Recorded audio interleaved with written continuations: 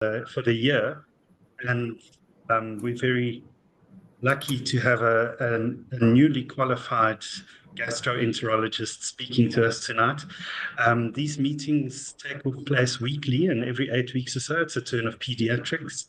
They're hosted by the University of New Mexico in collaboration with the Gastro Foundation locally. All our sessions are recorded and available on the website of the Gastro Foundation. You're very welcome to post questions in the chat as we go along, or raise your hand afterwards and we can ask Tshepang some questions. So Tshepang, I've known for a while. She was an undergraduate student at Wits not too long ago. And of course, she shone as a registrar and then wanted to do pediatric gastroenterology, but we temporarily lost her to Cape Town.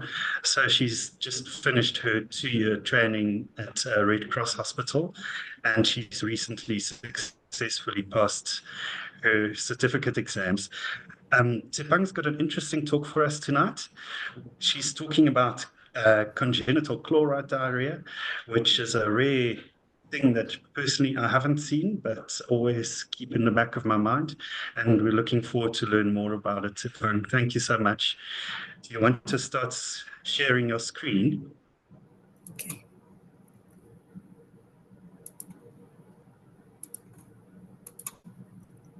Okay. Can everybody see my slide? That's perfect. Thank you. All right. So I'm going to start. Thank you, Dr. De Meyer, for the wonderful introduction, and good afternoon to everyone. So I thought I could share an interesting case that we saw here at Red Cross War Memorial Children's Hospital recently of a child with salt-losing diarrhea. This is the outline of my talk, and I hope to get through everything in the next 30 to 40 minutes and leave some time for discussions and questions. So our patient's name was Ms. K.S. She initially presented to us at 9 months with a history of watery diarrhea since the first week of life. Mom reports that she had up to 14 stools per day, and there was no history of vomiting or fever.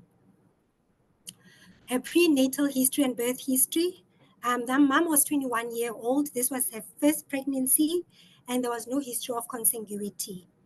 Mom says she was healthy during pregnancy, and of note is that there was no history of polyhydramnias. Ms. KS was born at term with a birth weight of 2.7 kg. She had been delivered via normal vaginal delivery with ABGAs of 7 and 9. She was then admitted for 5 days with what was noted to be abdominal distension and delayed passage of meconium and respiratory distress. Mom reports that she had been breastfeeding Ms. KS for the first 5 months of life, but then had to change to formula feeds because of this ongoing diarrhea that the child had had. And she had presented at the local clinic with this problem of diarrhea, but she had been told to change milk on several occasions. But even with the changing of milk, there was no improvement of the diarrhea. Of note also is that the child was only able to sit with support at the age of 9 months. There was no significant family history, particularly of chronic diarrhea in the family. In terms of clinical examination, when the child arrived to us, she was well hydrated, but had been noted to be severely dehydrated at Base Hospital.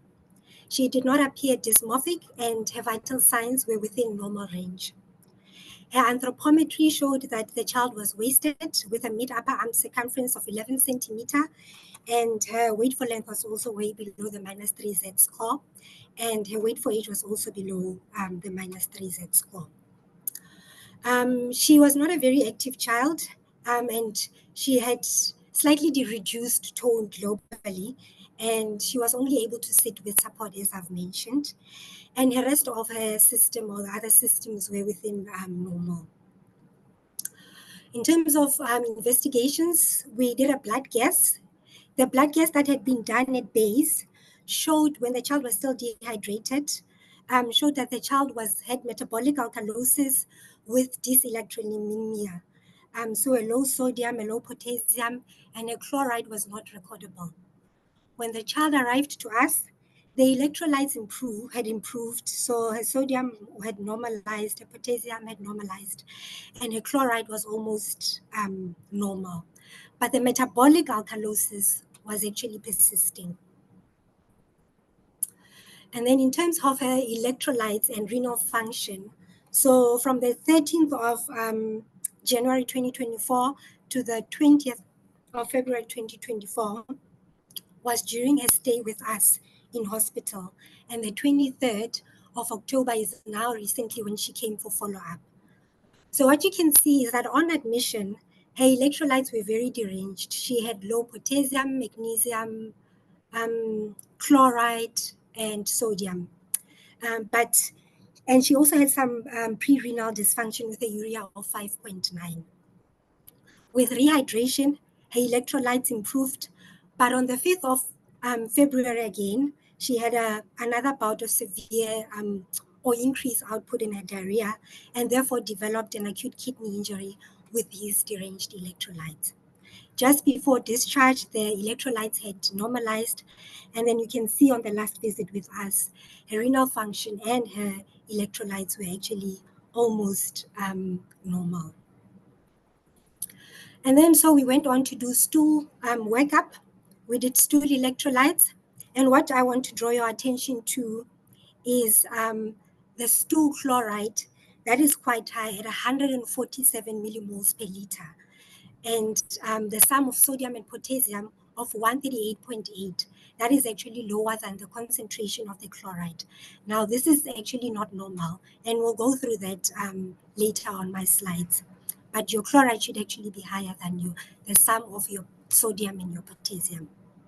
We also did the osmolar gap that showed that the stool was secretory, and the osmolarity was within normal range. There was also a suspicion of a possible cystic fibrosis, so we also did stool for fecal elastase. And on the initial stool, on watery stool, the fecal elastase was low, but when the stool was formed, the fecal elastase was normal at more than 500. And there was no increased fat in the stool. Unfortunately, we do not have the results of the stool pH, but we would have also liked to have a look at that. We then went on to look at her urine electrolytes because there was also a suspicion of a possible Bartter syndrome. And you can see on the urine electrolytes that the loss is actually not coming from the urine, with a chloride that's way below 20 at less than 15. So at this point, our working diagnosis was congenital chloride diarrhea based on the following: a neonatal history of distended loops of bowel, and also this the mentioning of a possible misdiagnosis of delayed passage of meconium or mislabeling of delayed passage of meconium, a diarrhea that had started very early in life, the metabolic alkalosis with low potassium, low chloride, and low sodium, and a chloride-rich diarrhea.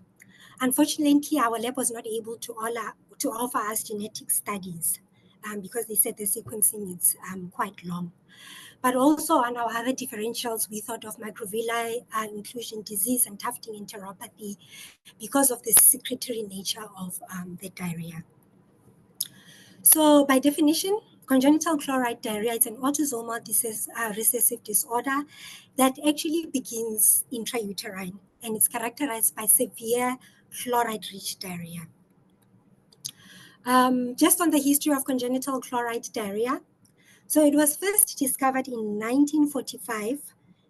So there were 2 case reports that were released by Gamble et al. And Darrow, where they describe a novel condition that was presenting with congenital alkalosis with diarrhea. Now, these studies were done in American population in patients with partly Italian descent. And then in 1965, Tshepang et al. Reported that the alkalosis is actually from the fecal chloride loss in the diarrhea. And there was clustering in families of the furnished population. Then in 1968, Leoniale et al. Said that the defect is actually in the terminal ileum and the colon.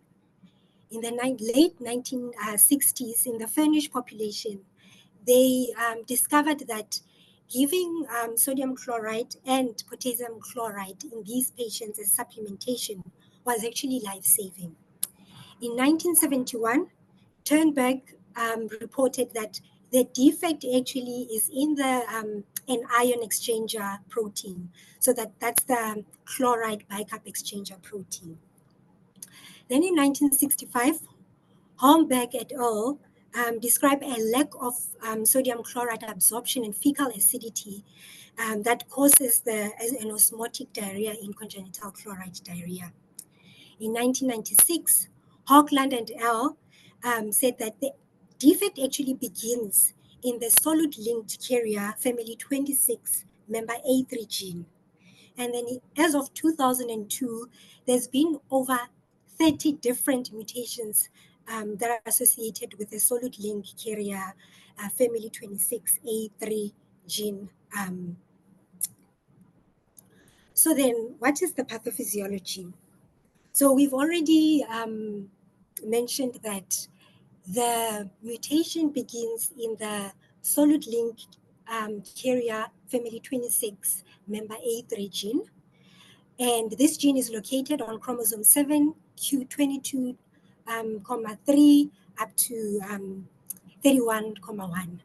And this gene is actually expressed in various organs, including the gastrointestinal tract and the male genital tract. So in the male genital tract, it's expressed in the seminal vesicles, but also in the testicles.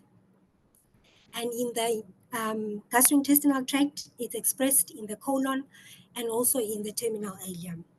Now, of note is that this gene, it's found in close proximity to the cystic fibrosis transmembrane regulator gene. So this gene encodes for the ion exchanger protein. So that's the chloride bicarb gene. And up to so far, there's been over 40 mutations that have been described. And the most common ones, it's deletions and nonsense mutations.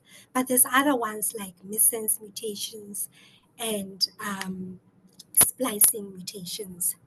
In this condition, there is a lack of genotype and phenotype correlation.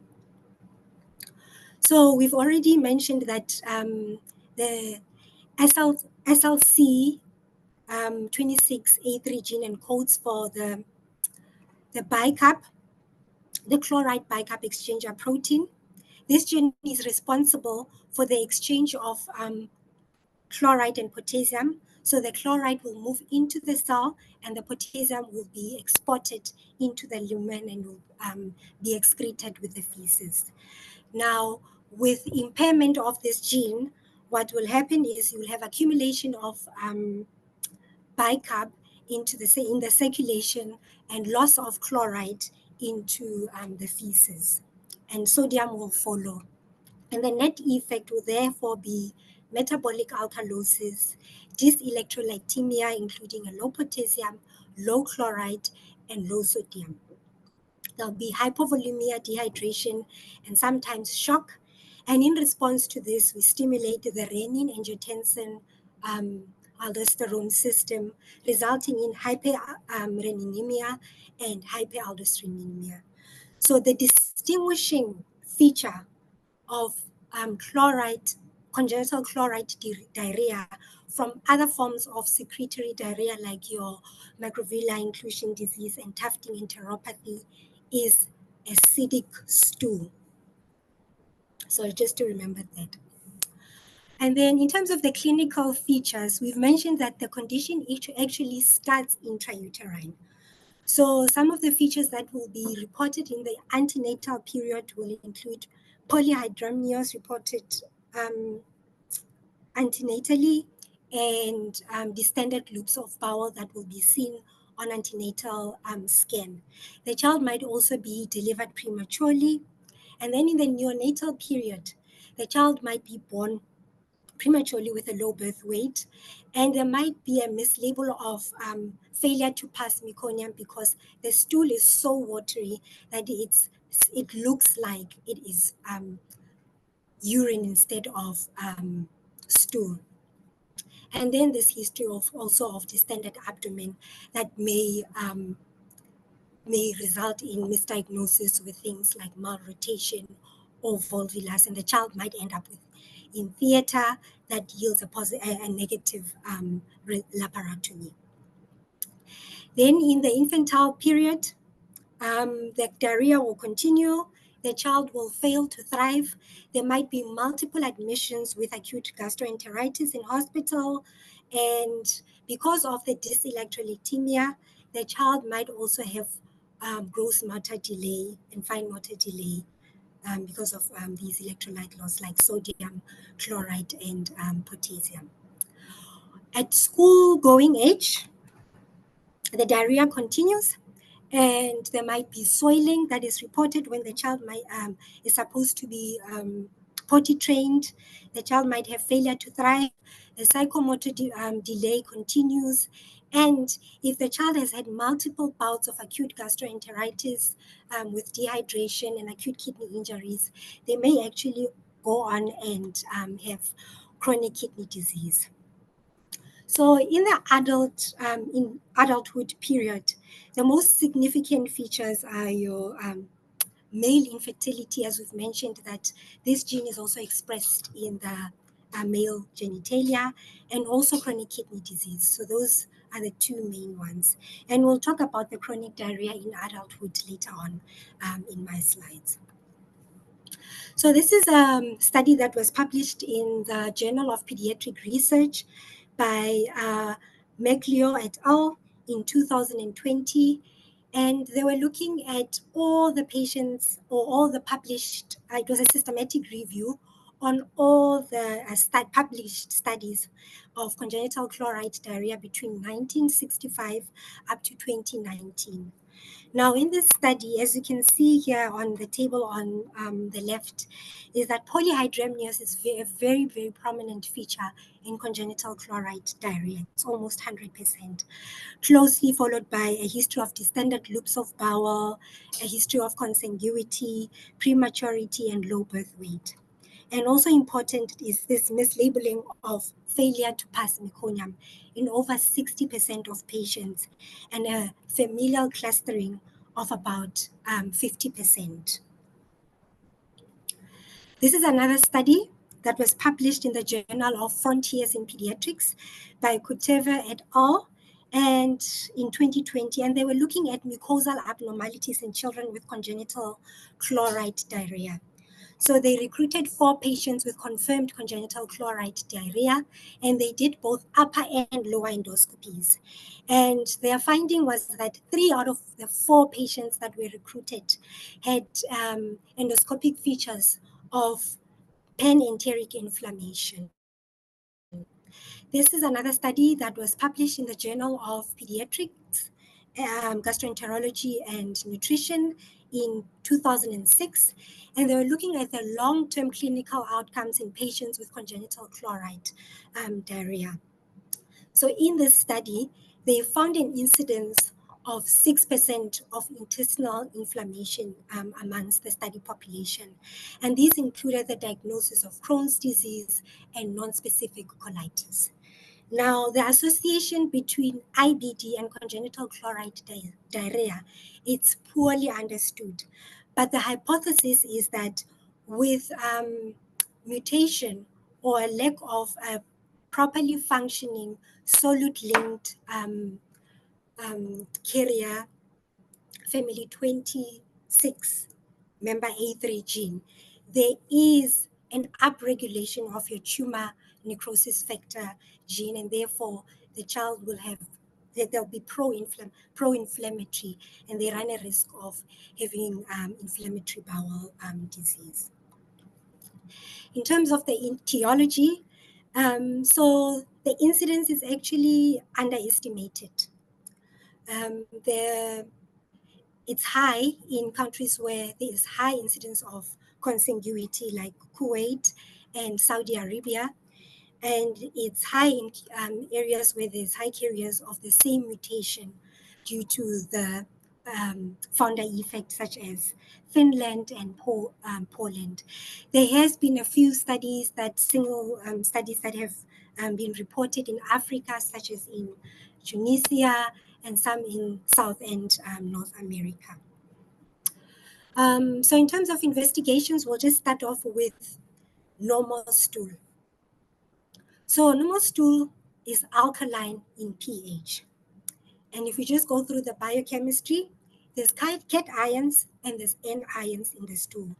And the primary or the main cations are your sodium and your potassium. The sum of your potassium and sodium concentration should be up to 130 milliequivalents per liter. And there's also other cations, including calcium and magnesium. And then in terms of anions, the main ones are your bicarb and chloride. And the concentration of your chloride should always in normal stool be lower than that of the sum of your potassium and chloride. And there's also small amounts of phosphate and sulfate, butyrate and propionate. So to make the diagnosis of congenital chloride diarrhea, you need, for the stool workup, you need a chloride concentration that's more than 90 millimoles per liter in a well-hydrated patient. Stool chloride must be more than the sum of your potassium and sodium concentration. The stool must be acidic in pH. There must be serum metabolic alkalosis, and there must be deranged electrolytes. So low sodium, low potassium, and low chloride. And then your renin system, your RES system will be stimulated. And then your urine chloride should be low to normal. To make a definitive diagnosis, you need genetic analysis. So you can do whole genome sequencing to look for a mutation in the SLC26A3 gene. So treatment, the mainstay of treatment is hydration and replacement of electrolytes.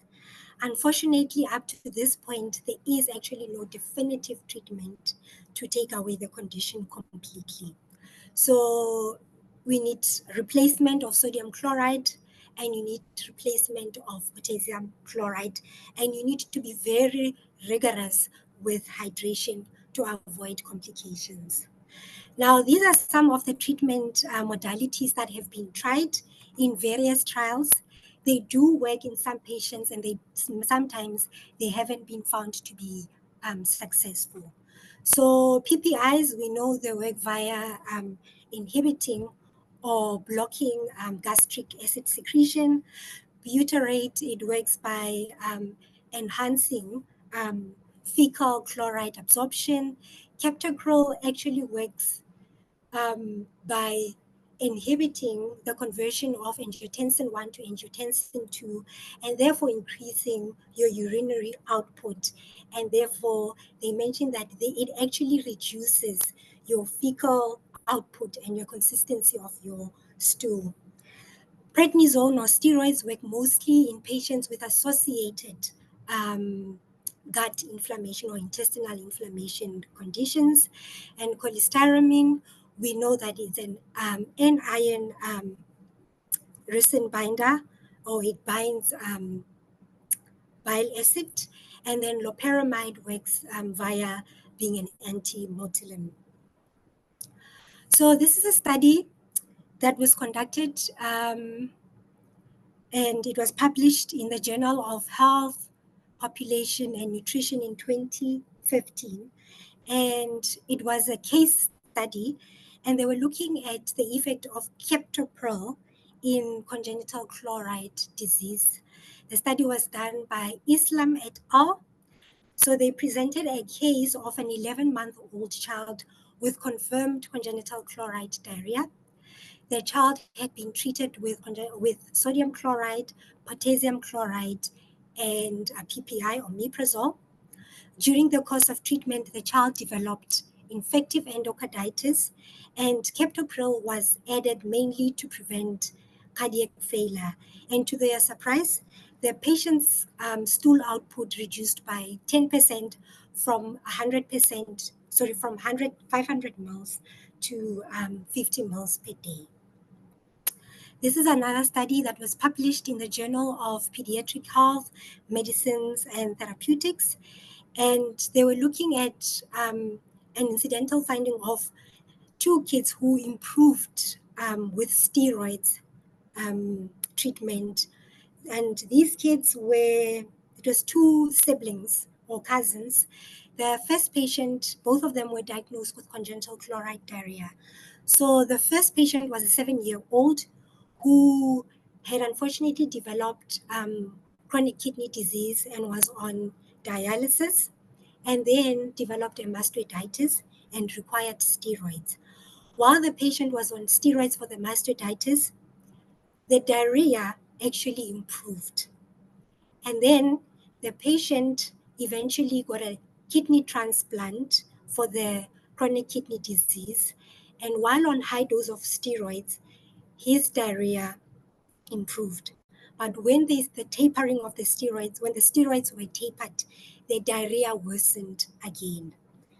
And then the second patient was a 3-year-old who, because the cousin had been given steroids for the treatment of other things, but his diarrhea had improved, they decided to try the steroids for this patient, and the diarrhea improved for this patient.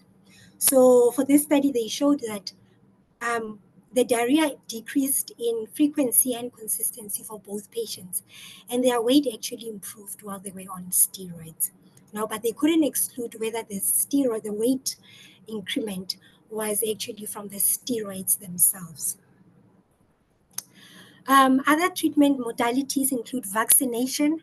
So vaccination is very pivotal because these patients might get infectious diarrhea that might be life-threatening because of their underlying congenital chloride diarrhea and their underlying problem with their intestinal mucosa. Other important thing is monitoring growth parameters and neurodevelopment. We've mentioned earlier on that these children are at risk of gross motor delay because of deranged electrolytes.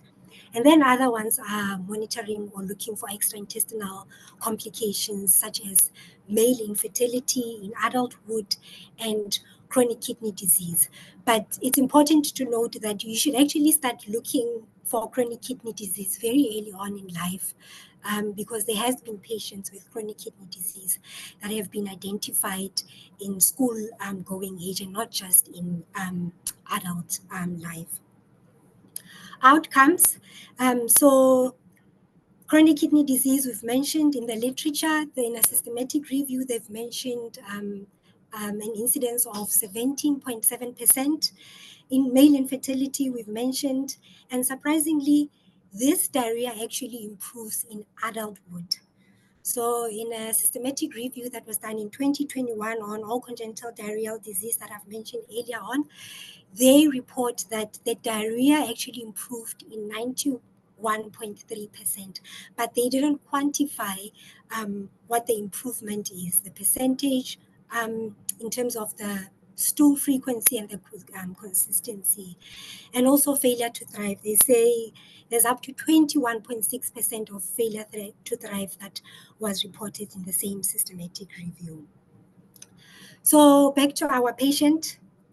Up to this point, she is currently on sodium chloride, potassium chloride, and omeprazole.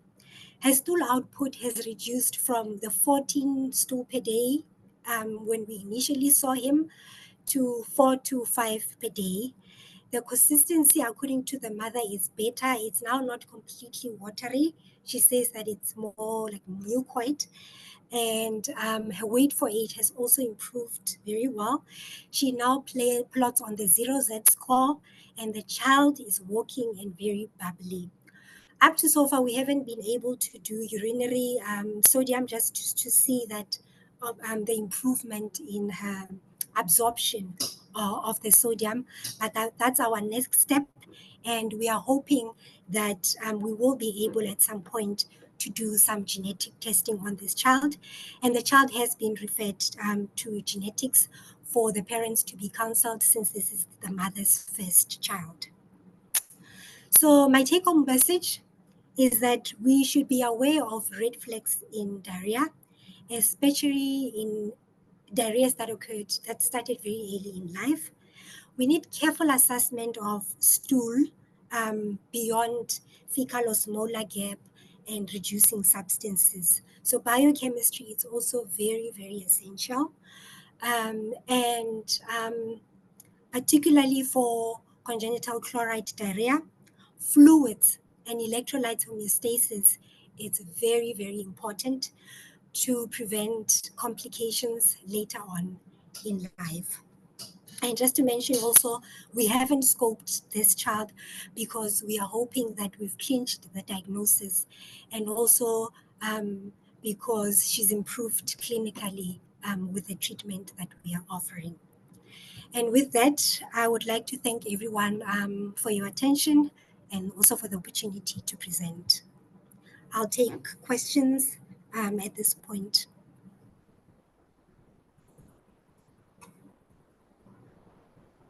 Thank you so much, Tshepang. That was an amazing presentation.